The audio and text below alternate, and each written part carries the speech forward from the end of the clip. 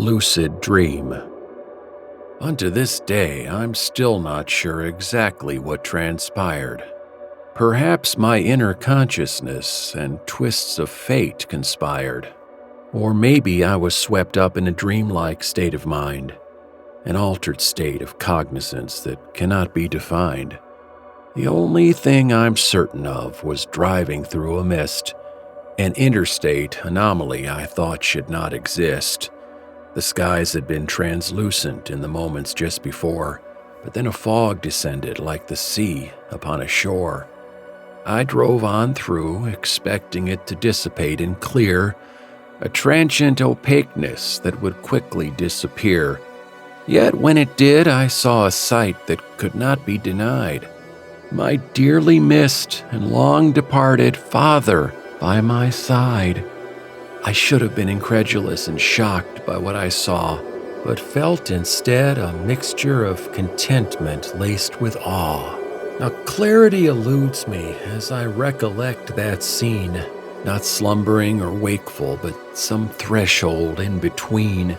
I only know I drove on towards a distant ray of light, upon that desert road without another car in sight, and with my father seated there.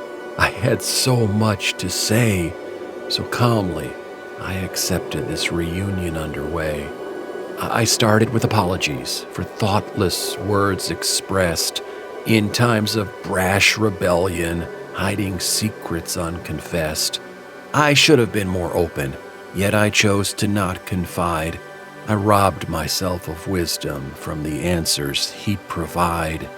I also asked forgiveness for not seeking his advice, which, lacking in discernment, cost me much too high a price. A treasure trove of knowledge and perspective was at hand. If only I'd been teachable and prone to understand. I know that it was me who grew apart and pulled away, while you were always steadfast in the love that you'd display.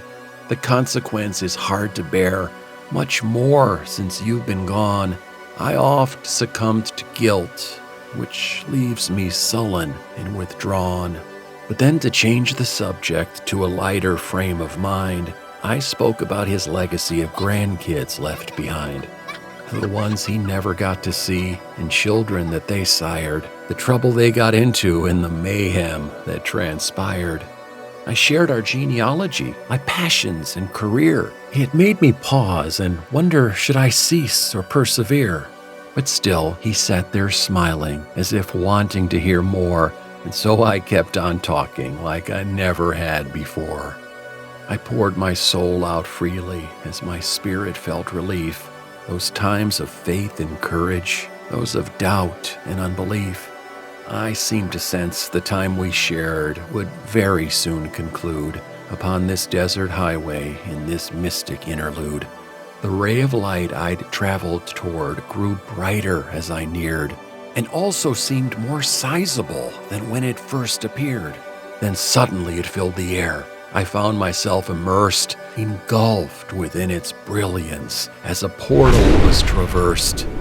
And when the light abated from that luminous ordeal, I found myself at home alone, still seated at the wheel. I sat there for the longest time, afraid to break the spell, my heart and mind revolving like a rampant carousel.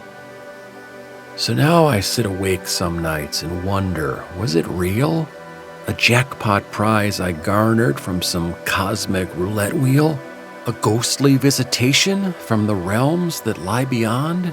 A guilty conscience yearning for a chance to correspond? I know I'll never ascertain the truth about that ride. The answers that I long for may be ever more denied.